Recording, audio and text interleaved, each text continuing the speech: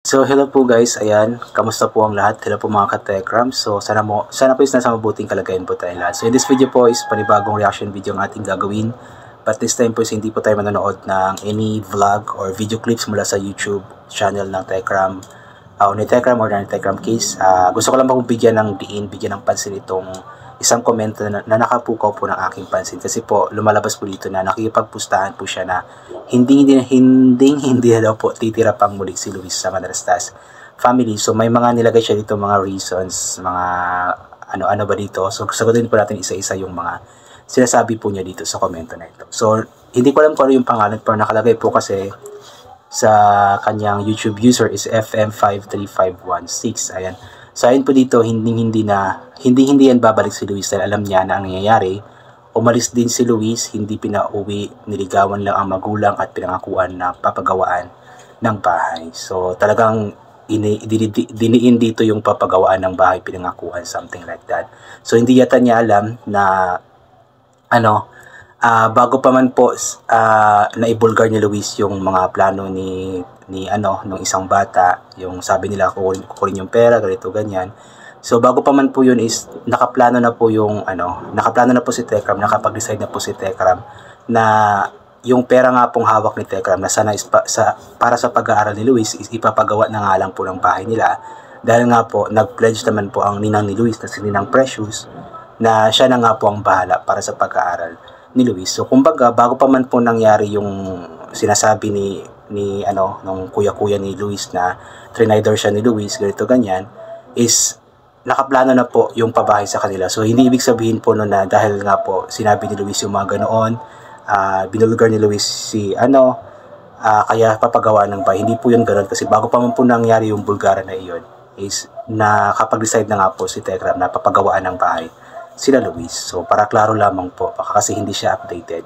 So ito, nabad nga si Luis nang pumunta si Tekram. Nanlisik ang mata ni Luis, ayaw nga magpalagay ng mic, napilitan lang. So ito, klaruhin din po natin ito. So nung pumunta ko si Tekram dito, yun po yung pinaka first time po yata na pumunta si Tekram dito, doon sa kanila. Simula nung umuwi nga po si Luis doon. So that time is mga ilang araw pa lang po yung nakalipas So medyo may tampo pa si Luis. So tayo mga tao po kasi, hindi ko alam kung tao ba itong nag-comment na ito, pero tayong mga tao is normal po sa atin yung kapag nagtatampo po tayo is meron po tayong nagagawa na parang nakakasakit ng loob ng taong pinagtatampuhan natin. So kaya po nangyari yon, kaya po parang umiiwas si Luis na ilagay yung mic that time, kasi nga po may tampo pa po siya. Kumbaga hindi pa kasi na-realize si Luis that time na yung ginawa ni Tekra na pagpapauwi sa kanya is para sa ikakabuti niya, para maging ligtas po siya. But later on, naging okay naman po yun, kasi nga po na-realize ni Luis na may nagawa siyang mali, umamin siya, humingi ng tawad at nangako na hindi na gagawin pang muli. So yun po yun, normal po yun sa isang tao, sa ating mga tao, na kapag meron po tayong tampo sa isang tao is nakakagawa po tayo ng medyo masasakit, may nasasabi tayong masasakit. Normal po yun. Hindi ko alam kung tao ba itong si nag-comment, pero parang hindi po niya alam na kapag nagtatampo po tayong mga tao is nagagawa po natin yung mga bagay na hindi dapat nagagawa. So normal po yun, inulit ko, normal po yun. So ito po yung sinasabi niyang pustahan tayo, hindi yan titira si Luis. Pinapupunta lang siya, hindi na mimiss, dahil kung talagang gusto ni Luis, hindi na kailangan pang pag-iisipan. So kayo talaga hindi yan babalik para tumira, punta-punta na lang yan si Luis. So dito sigurado siya na talagang hindi na daw babalik pa si Luis sa pagtira sa Manalastas family, at talagang punta-punta na lang, kasi daw kung gusto daw ni Luis is hindi na daw kailangan mapag-isipan. So si Luis po kasi isang bata po na may kababaan ng loob. Meron siyang guilt sa sarili, alam niya na meron siyang mali, so nahihiya po siya. Hindi po siya katulad ng idol po ninyo na walang na makapalang mukha, ganon. Si Luis po hindi po makapalang mukha, alam niya na may mali siya, so nahihiya po siya na ganito ganyan. So hindi po ibig sabihin na na kung gusto ng bata, kahit gusto ng bata is kumbaga pinag-iisipan ng maayos ni Luis yung mga desisyon niya na gagawin sa kanyang buhay, kasi nahihiya nga po si Luis na baka maulit pa yung nagawa niya, kasi kahit na sabihin pa niyang hindi niya gagawin pa ulit, so hindi natin alam kung ano yung possible na mangyayari. So nahihiya si Luis na kaya gusto niyang pag-isipan muna, which is, yun po yung sinasabi ng comment dito na hindi na dapat kailangan papag-isipan kung talagang gusto ni Luis. So, inuulit ko nga po na si Luis po is may kababaan ng loob. Meron siyang tinatawag na guilt sa sarili. So, nahihiya siya sa kanyang nagawa. Kaya nahihiya din po siya na sabihin na gusto niyang bumalik pa sa Manalastas family. Even though alam natin na gustong-gusto niya, pero yun nga, andun po kasi yung kanyang guilt, yung nahihiya po siya dahil may nagawa siyang mali. Yun po yung sinabi niya sa vlog ni Sweet Mary na minsan daw nakahiya daw na bumalik pa kung alam naman niya na meron siyang nagawang mali, which is para kay Tekram sa Manalastas family sila Nanay Jack is okay na po yun dahil lang nga po aminado naman si Luis, humingi ng tawad at yun nga, unti-unti bumabawi po. Yun po yung pinaka-importante sa lahat kasi tayong mga tao is normal lang po sa atin or tayong mga tao is nagkakamali talaga, hindi tayo perfecto.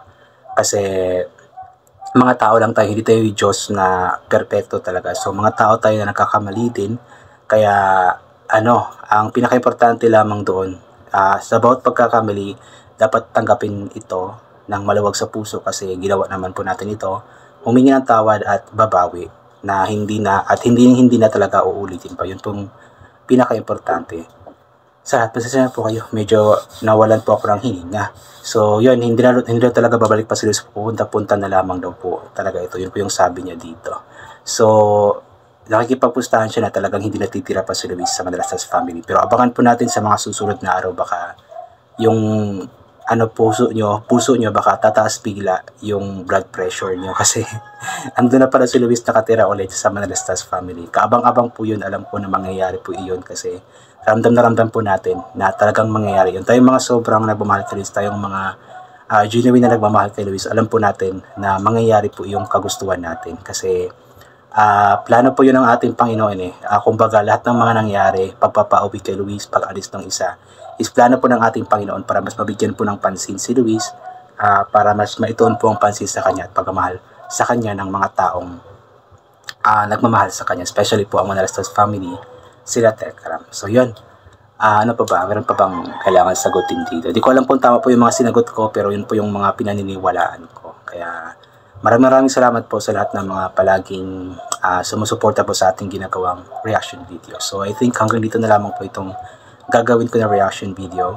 So thank you so much po sa lahat ng mga palagi pumabalik sa aking YouTube channel. So inulit ko nga po palagi na ugalin po natin magdasal, magpasalamat sa lahat ng mga bagay natin natatanggap kahit na hindi po natin ito hinihingi. Kasi nga po lahat ng mga bagay na meron tayo ay kaloob sa atin ng ating Panginoon at wala ang mga bagay na ito kundi dahil sa Kanya. Ang ingay ng aso. And always bring pa yung kapote, sombrero, or anything na pwede maging protection sa katawan kapag lalabas po tayo ng sagaro kapag mainit hindi po tayo mainitan o kapag biglang umulan ay hindi po tayo mababasa ng ulan. And always take vitamin C para mag-boost ang ating immune system. So once again, inulit ko hanggang dito na lamang po. God bless po sa ating lahat at bye for now.